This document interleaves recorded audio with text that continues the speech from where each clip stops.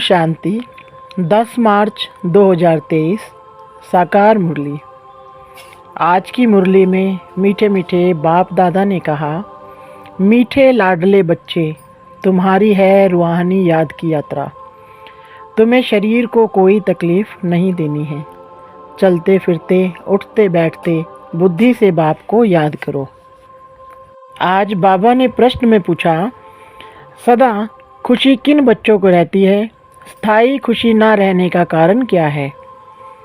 उत्तर, जो पुरानी दुनिया पुराने शरीर से ममत्व तोड़ बाप और वर्षे को याद करते हैं, उन्हें ही स्थायी खुशी रहती है। जिनकी याद की यात्रा में माया के तूफान आते अवस्था ठंडी हो जाती, उनकी खुशी स्थायी नहीं रहती। जब जब तक भविष्य राजाई इन आँखों से नहीं देखते हैं, तब तक खुशी कायम नहीं रह सकती। गीत। हमें उन राहों पर चलना है। ओम शांति। यह बाप कहते हैं बच्चों प्रति, यह तो समझने की बात है। इतने बच्चे सिवाय प्रजापिता ब्रह्मा के और किसके होते नहीं। श्री कृष्ण को भी कभी प्रजापिता नहीं कहा जाता। नाम गाया हुआ है ना, प्रजापिता ब्रह्मा। जो होकर गए हैं वह इस समय प्रेजेंट हैं। तो प्रजापिता ब्रह्मा की संतान ब्रह्मा कुमार कुमारियां ढेर हैं। यह है प्रजापिता ब्रह्मा की औलाद। तो जरूर प्रजापिता ब्रह्मा का भी कोई बाप होगा ना। बच्चे जानते हैं हमारा दादा परम पिता परमात्मा शिव है। वह अब नई दुनिया रच रहे हैं, अर्थात पुरानी दुनिया को नई बना रहे हैं। इस पुरानी दुनिया में यह तन भी पुराने हैं। नई दुनिया में सतो प्रधान नए तन होते हैं। वह कैसे होते हैं? देखो इन लक्ष्मी नारायण को। यह है नई दुनिया के नए तन। इन्हों की महिमा भारतवासी जानते हैं। यह स्वर्ग, नई दुनिया, नए विश्व के मालिक हैं। नई दुनिया जो थी वह अब पुरानी है। 84 जन्म लेने पड़ते हैं ना, इनका भी पूरा हिसाब है। कौन पूरे 84 जन्म लेते हैं? सब तो नहीं लेते। 84 जन्म सिर्फ वही लेते हैं जिनका आदि से अंत तक पाठ है। जो पहले इस सृष्टि पर थे, हर एक बात लाडले बच्चों को धारण करनी है। यहाँ कोई मनुष्य को नहीं समझाते। यह तो निराकार परमपिता परमात्मा मनुष्य तन में बैठ समझाते हैं। बलिहारी उनकी है। वह नहीं समझाते तो हम कुछ भी नहीं जानते। हम तो बिल्कुल तुच्छ बुद्धि थे। अभी रचयिता और रचना के आदि मध्य अंत को जाना है। Who is who. इस बेहद ड्रामा में सबसे मुख्य पाठधारी कौन कौन है? यह अविनाशी बना बनाया ड्रामा है। गाते भी हैं, बनी बनाई बन रही। गायन भक्ति मार्ग में करते हैं, परंतु यह अभी समझाया जाता है कि यह ड्रामा का खेल कैसे बना हुआ है। बाप बैठ समझाते हैं, लाडले बच्चे, यह तो तुम जान गए हो कि तुमको यात्रा पर चलना है। मनुष्य यात्रा पर बहुत कष्ट सहन करके जाते हैं। अभी तो एरोप्लेन, ट्रेन आदि बहुत सहज निकली है। आगे तो मनुष्य पैदल यात्रा जाते थे। चलते चलते तूफान लगते थे, मनुष्य बेहाल हो जाते थे।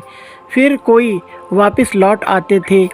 तो आधा कल्प द्वापर से लेकर जिस्मानी यात्रा चलती है।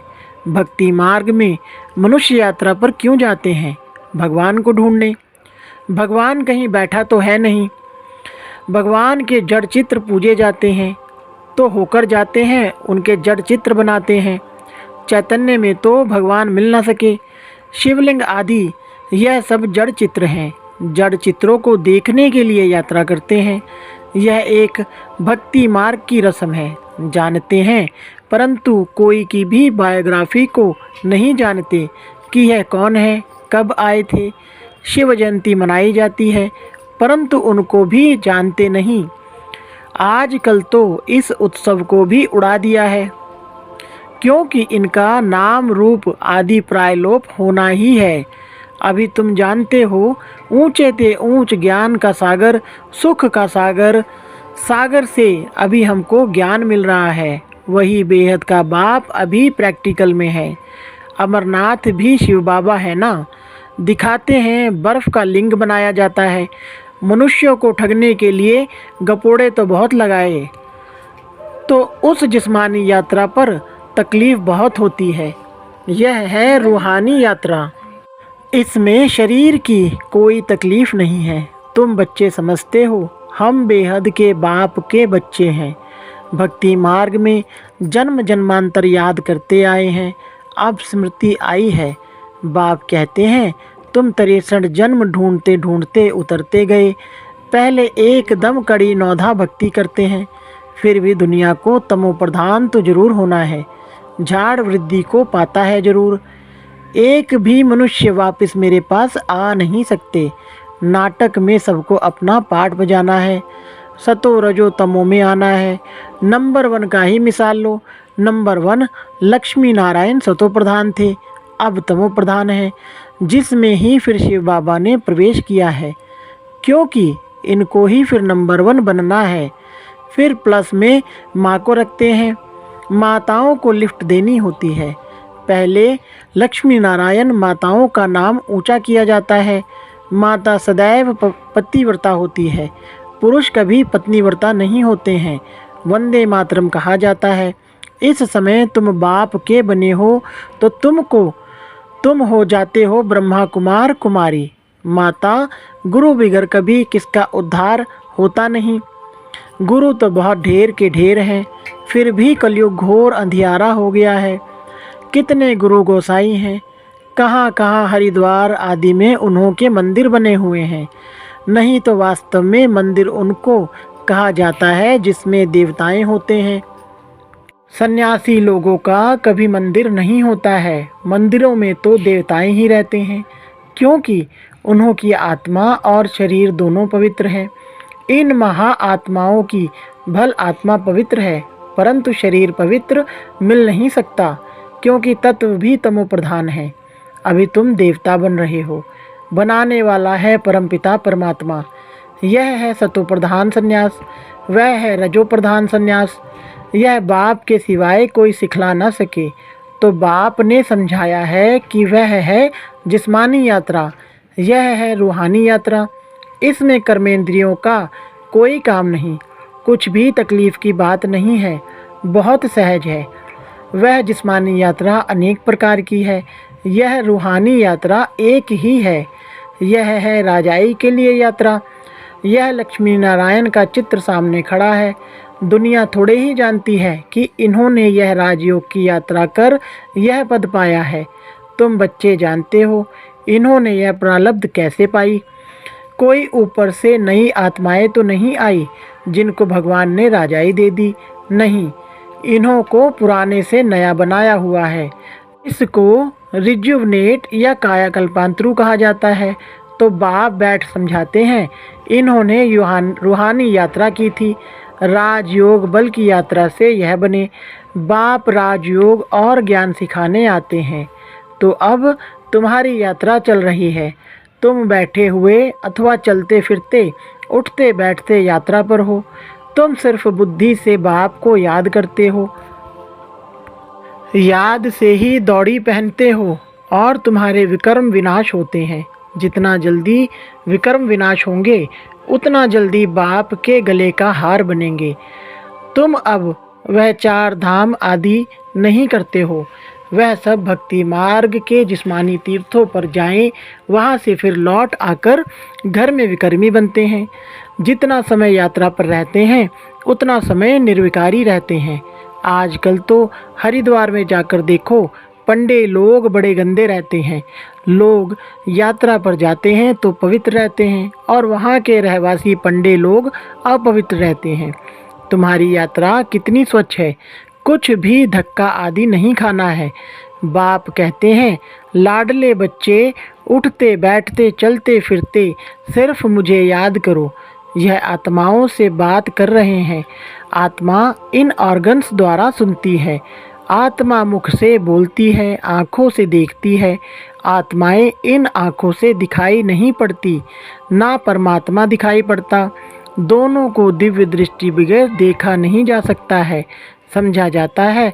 तब कहते हैं हमारे में आत्मा है, हमारी आत्मा दुखी है, हमारी आत्मा एक शरीर छोड़ दूसरा जाकर लेती है।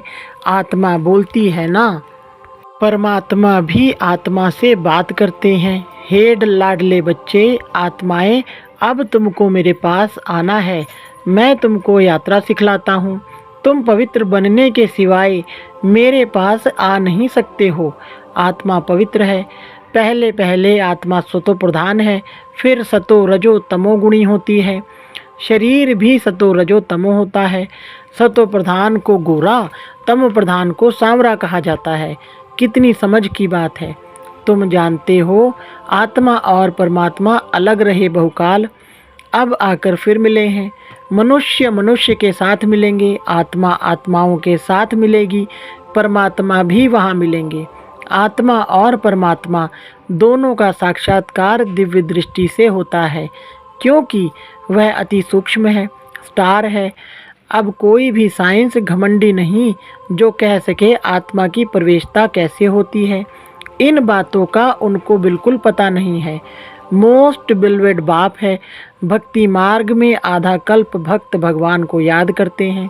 ऐसे नहीं कि सब भगवान हैं। सब भगवान हो तो भक्त आराधना वंदना साधना क्यों करते, किस लिए करते। सभी मुक्ति जीवन मुक्ति चाहते हैं, क्योंकि यहाँ दुखी हैं, चाहते हैं शांति हो। परंतु विचारों को यह पता नहीं है कि शांति धाम किसको कहा जाता है, मुक्ति कहाँ होती है, यह भी नहीं जानते। कहने मात्र सिर्फ कह देते हैं कि पार निर्वाण गया, जानते कोई भी नहीं है। अब तुम बच्चे यात्रा पर हो। बाप कहते हैं बच्चे संभल संभल कर चलना, तूफान तो बहुत आएंगे। तुम याद करने की कोशिश करेंगे, माया बुद्धि योग तोड़ देगी। फिर वह अवस्था ठंडी हो जाती है, खुशी का पारा हट जाता है। नहीं तो खुशी का पारा स्थायी रहना चाहिए। इन आँखों से वह राजाई देखते हैं तो खुशी कायम रहती है। यहाँ तुम बुद्धि योग से जानते हो कि राजाई मिलती है। राजाई के लिए हम पढ़ रहे हैं। इन आँखों से नहीं देखते हो, इसलिए माया घड़ी घड़ी बुला देती है। बाबा कहते हैं गृहस्थ व्यवहार में रहते हुए कमल फूल समान रहो। पुरानी दुनिया पुराने शरीर सबसे ममत्व तोड़ते जाओ। एक बाप को याद करो। पहले तुमको बाप के पास जाना है, फिर नई दुनिया में आना है। बाप और वर्षे को याद करो।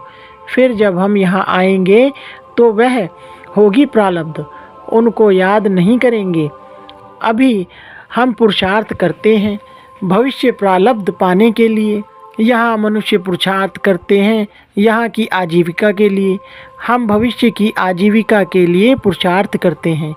गृहस्थ व्यवहार में रहते फिर यह कोर्स भी उठाना है, नॉलेज को धारण करना है। फिर तुमको पुरुषार्थ नहीं करना होगा।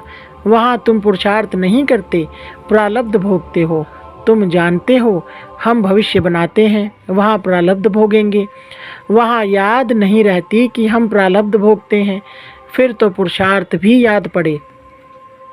पुरुषार्थ और प्रारब्ध दोनों ही भूल जाते हैं। प्रारब्ध भोगते रहते हैं, पास्ट का पता नहीं रहता। अभी तुम पास्ट प्रेजेंट फ्यूचर को जानते हो, और कोई मनुष्य नहीं जो पास्ट प्रेजेंट फ्यूचर को जानते हो। इसको कहा जाता है त्रिकालदर्शी। बाबा ने रूहानी यात्रा और जिस्मानी यात्रा का कंट्रास्ट भी अच्छी रीति समझाया है।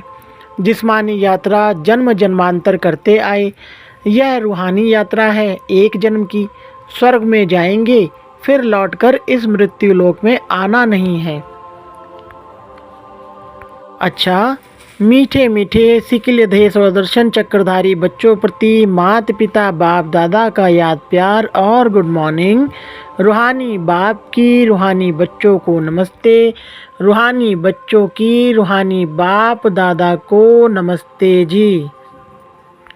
धारणा के लिए मुख्य सार। नंबर 1, सत्व प्रधान संन्यास से आत्मा और शरीर दोनों को पवित्र बनाना है। पुरानी दुनिया और पुराने शरीर से ममत्व तोड़ देना है। नंबर 2, त्रिकालदर्शी बन पास्ट प्रेजेंट फ्यूचर को बुद्धि में रख पुरुषार्थ करना है। नॉलेज को धारण कर स्थायी खुशी में रहना है।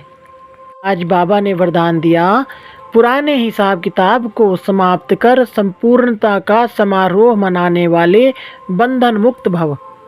विस्तार। इस पराये देश में जब सभी बंधन युक्त आत्मा बन जाते हैं, तब बाप आकर स्वरूप और स्वदेश की स्मृति दिलाकर बंधन मुक्त बनाए स्वदेश ले जाते हैं और स्वराज्य अधिकारी बनाते हैं। तो अपने स्वदेश में चलने के लिए सब हिसाब किताब के समाप्ति का समाप्ति समारोह मनाओ। जब अभी यह समारोह मनाएंगे, तब अंत में संपूर्णता समारोह मना सकेंगे। बहुत काल के बंधन मुक्त ही बहुत काल के जीवन मुक्त पद को प्राप्त करते हैं। स्लोगन। अपने उमंग उत्साह के सहयोग और मीठे बोल से कमजोर को शक्तिशाली बना देना ही शुभ चिंतक बनना है। अच्छा, ओम शांति।